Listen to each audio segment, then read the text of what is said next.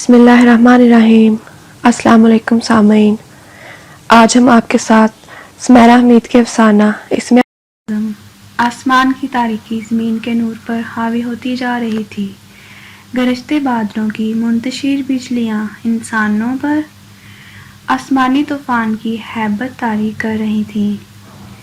जहाज़ों के बादबान फड़फड़ा रहे थे और जहाज़ रानों के दिल। ऐसे तूफ़ानों में हाकिम जहाज़ खुदा की पनाह मांगा करते हैं।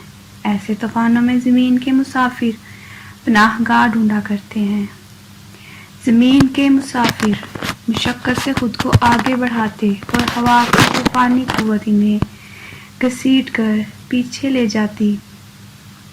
वो अपना मालो असबाब मुश्किल से समेटे हुए थे, अपने चौगे सर के अमामे और मंजिल की सीमत, मंजिल जो इन्हें ज़मानों तक ले जाने वाली है। इनका जिक्र आसमानों से ज़मीन पर आने वाला है। सरज़मीन बनी इसराइल के 3 मुसाफिर। उस सामने चट्टान में पनाहगाह दिखाई देती है। हमें इस गार में चलना चाहिए। इनमें से एक ने निशानदही की और वो तीनों चट्टान की सिमत चल पड़े।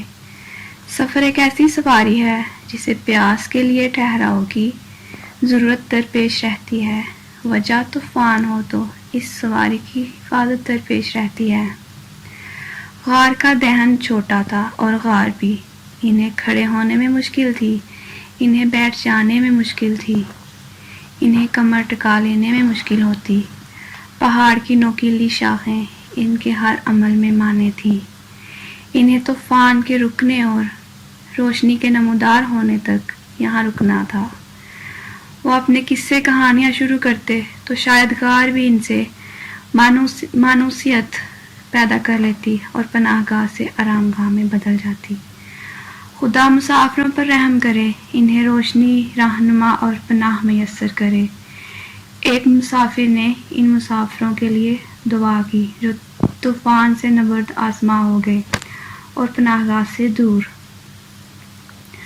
मुसाफिर का सफ़र बाद में शुरू होता है और ज़ाते राह का इंतज़ाम पहले ही हो जाता है। सर छुपाने के लिए इसे गार का दिखाई दे जाना इत्तफाक नहीं, मौजज़ा है। तीसरे मुसाफिर ने कहा, जो इनमें से सबसे ज़्यादा बुर्दबार और आजिज़ मालूम होता था। मौजज़ों के सबसे ज़्यादा गवाह मुसाफिर ही तो होते हैं। कहने वाला मसरूर था कि वालदा की नींद बेचैनी से महफूज रही। मौजज़े सबसे ज़्यादा मुसाफिरों के साथ होते हैं, ऐसे कहो। तीसरे मुसाफिर ने कहा और दोनों ने तायीद की। खुदा को सफ़र पसंद है, हालत सफ़र पसंद है। अमली, बातनी और रूहानी अमाल सफ़र पसंद है।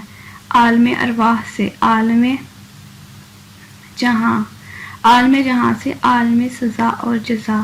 सफ़र दर सफ़र, सफ़र दर सफ़र, मुसाफर दर मुसाफर, मंजिल दर मंजिल। जैसे तैसे तीनों बैठने में कामयाब हो चुके थे। गार की अजनबियत अलबत्ता कायम रही। आसमान की रोशन मुंतशिर लहरें इनकी पनाहगाह को रोशन करती रहीं। इनकी बातें अभी हकायतों और रवायतों की तरफ मबजूल हुई ही थी कि तूफ़ानी हवा और बादलों की ज़ोरदार गरज के दरमियान इन्हें किसी वज़नी चीज़ की हरकत की गूंज सुनाई दी। वो चौंक कर उठे जैसे पहाड़ ज़मीन में धंस जाने वाला हो कि आसमानी बिजली से जलता बुझता गार शोले की तरह जलकर बुझ गया, खूब बहर में कूद गया। वो बाल की तारीकी गार की ज़िंदगी पर गालिब आई। चट्टान की बुलंदी से लड़खड़ा कर गिरा एक बड़ा पत्थर गार के मुंह को बंद कर गया। अब तक इनकी ज़िंदगी में तारीकी एक लफ्ज़ रही थी और अब यही लफ्ज़ पूरा कलाम बनकर इन पर वारिद हुआ था। तारीकी कुछ ऐसी शक्ल में बयान हुई थी जैसे सारा जहां रोशनी घुल कर बैठा हो, हस्ती बस्ती दुनिया सारे गुलस्तान लुटा बैठी हो। जिंदगी ऐसी गारों के ताबूत में आँख खोले तो मौत को आस्तीन का साम समझती है। जिंदगी की बहादुरी और बुज़दिली का वार, पीठ में खंजर। वालिदा मुंह से बेसाख्ता निकला, इस ज़ईफ़ पर कैसा कहर टूटेगा। ख्याल आया, کئی سانسیں گزر گئیں اور انہیں یہ سمجھنے میں کچھ ہی وقت لگا کہ پتھر نے غار کا دہن مکمل طور پر بند کر دیا ہے۔ یہاں سے باہر جانے کے لیے انہیں اس پتھر کو گرانا ہوگا۔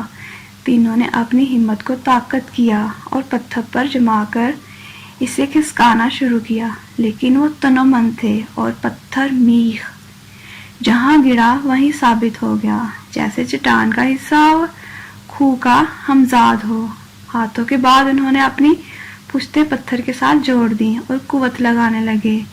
ان کی سانسیں کھینچ گئیں، رگیں تن گئیں، پشتیں نوکیلے کناروں سے چھل کر خون آلود ہو گئیں، لیکن پتھر اپنی قسمت پر قائم رہا۔ امام میں اتار کر ہتھیلیوں پر لپیٹ کر انہوں نے اپنی جان لگا دی، لیکن غار کے دہن سے لگی چٹان نے اپنی جگہ نہیں چھوڑی۔ آسمان یہ معیشت عزتی کا رازدار ہے، آسمان یہ احکامات کا قربدان ہے۔ انہیں اس آسمان کو ایک نظر دیکھنے کی تمنا اس شدت سے ہوئی جیسے خدا سے ملاقات کی۔ وہ اپنے اندر ایسی قوت جگا چکے تھے جو آج سے پہلے کبھی نہیں جگا پائے تھے۔ انہیں یہ خیال بھی آتا رہا کہ وہ اس زمین کے نہیں، اس جہان کے مسافر ہیں۔ ایک پتھر انہیں قید نہیں کر سکتا، ایک چٹان ان کی حیات کو بے خبری میں تیخ و بالا نہیں کر سکتی۔ غار کے اندھیرے میں سر اٹھا کر دیکھا تو آسمان دکھائی دیا، وہی آسمان جو بچپن میں دکھائی دیتا تھا جب وہ مٹی سے کھیلا کرتے تھے اور یہ یقین رکھتے کہ خدا صرف آسمانوں میں رہتا ہے۔ یہ اندھیرا ہماری بینائی پر غالب ہے، لیکن یہ ہمیں خدا سے پوشیدہ نہیں کر سکتا۔ وہ ہمارا پروردگار ہے، کم عمری میں بے ریا دل معصوم نظروں سے خدا کو دیکھنے والے نے اس کی ہر جگہ موجودگی کا اعلان کیا۔ بے شک لیکن پتھر بے زبان ہے اور بہرا بھی، اور ہمارے ہاتھوں کی التجا اور دلوں کا کلام سمجھنے سے قاصر ہے۔ ہم اس چٹان پر اپنی طاقت آزما چکے ہیں۔ وقفے وقفے سے کئی بار کوشش کے بعد وہ اس یقین پر قائم ہو گئے کہ پتھر کھسکانا ان کے بس میں نہیں۔